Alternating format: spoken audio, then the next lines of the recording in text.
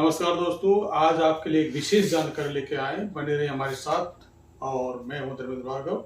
आपके लिए जो जानकारी आज मैं लाया हूं वो आपके लिए बड़े काम की होने वाली है।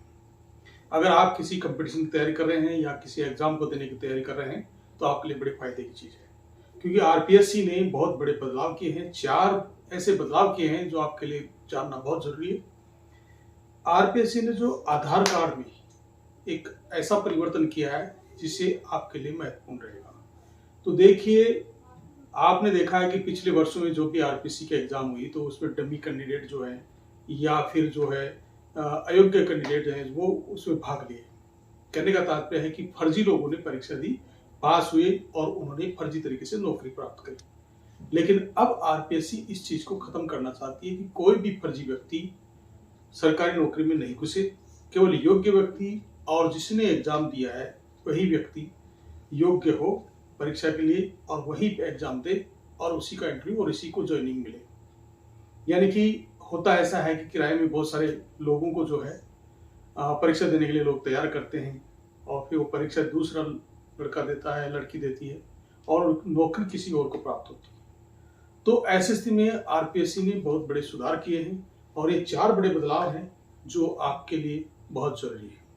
पहला बदलाव यह है कि आप जब भी फॉर्म किसी भी एग्जाम का फिल करोगे तो उस समय आपको अपने आधार कार्ड को पहले उसके अंदर फोटो अपडेट करवानी होगी। यानी कि आपके आधार कार्ड में जो पुरानी वाली फोटो है वो नहीं चलेगी। अब जब भी आप एग्जाम भरोगे तो उससे पहले आपको अपनी फोटो को अपडेट करवाना होगा।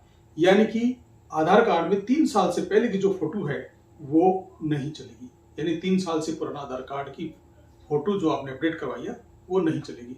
यानी 3 साल के बाद, यानी अगर आज आपने अपडेट कराया है तो 3 साल तक उसमें वैलिड रहेगी वो फोटो। और दूसरा, आपने अगर किसी भी एग्जाम का कोई फॉर्म फिल किया है, भरा है, तो उसमें जो फोटो आपने लगाई है वही फोटो लगी रहनी चाहिए। यानी कि एग्जाम की जांच हो, आपने आवेदन भरा हो, आपकी काउंसलिंग हुई हो या आपका इंटरव्यू हो या आप एग्जाम सेंटर में आपकी कोई फोटो देनी हो, तो वो सभी जगह आपकी वही फोटो चलेगी। एग्जाम की जो फोटो आप लगाएंगे उस फोटो पे आपकी फोटो की तिथि होनी चाहिए कि आप ये फोटो कब खींची गई थी, वो तिथि होना भी जरूरी है। तो पहला बदलाव है कि आधार कार्ड में आपको अपनी फोटो अपडेट करवानी होगी। दूसरा बदलाव आरपीएससी ने किया है कि अगर आपका कोई अनुभव सर्टिफिकेट है, आप किसी क्षेत्र में अनुभव रखते हैं, तो वो अनुभव सर्टिफिकेट का आरपीएससी विज्ञापन के साथ एक फॉर्मेट जारी करेगी। उस फॉर्मेट के अंदर आपको उसको फिल करना है और उसको भरने के बाद में उसे अपलोड करना है। अगर आप ऐसा नहीं करते हैं तो आपका फॉर्म सबमिट नहीं होगा। तो ये भी एक बड़ा बदलाव है।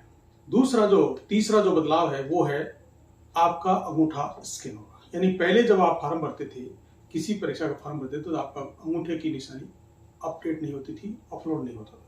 लेकिन अब जो है आरपीएससी ने तय किया है कि प्रत्येक कैंडिडेट अपने बाएं हाथ के अंगूठे को, थंब को जो है वो अपलोड करेगा स्कैनर के माध्यम से और उसे तभी उसका फॉर्म सबमिट होगा। तो आपको अपना अंगूठा भी अपडेट करना होगा, अंगूठे को स्कैन, यानी कि अंगूठे को स्कैन पर अपलोड करना जरूरी होगा। इसके बाद में जो अंतिम बदलाव है वो है आपकी फोटो पे डेट लिखी होगा। यानी आप जब भी फोटो एग्जाम के दौरान आप किसी फॉर्म को भरेंगे तो आपकी फोटो पे डेट लिखी होना जरूरी है। तो आप जान गए होंगे कि 4 बड़े बदलाव कौन से हैं। मैं एक बार फिर से रिपीट कर देता हूं आपके लिए। पहला है कि आधार कार्ड में सबसे पहले आपको अपनी फोटो अपडेट करवानी होगी, उसके बाद में आप फॉर्म भरेंगे। दूसरा है कि आपने जो भी अनुभव प्रमाण पत्र है उसे आप फिल करेंगे, उसे तभी आपका फॉर्म सबमिट होगा। तीसरा जो बदलाव है वो है कि आपकी हर फोटो पे जहां भी आप काम मिलेंगे उसके ऊपर डेट लिखा होना जरूरी है। चौथा बदलाव जो है आपके लेफ्ट जो थंब है उसको स्कैन पर अपलोड करके फिल करना होगा। तो ये 4 बड़े बदलाव है जिसकी वजह से डमी कैंडिडेट या अयोग्य कैंडिडेट परीक्षा में भाग नहीं ले पाएंगे और योग्य व्यक्ति ही परीक्षा के अंदर बैठ पाएगा।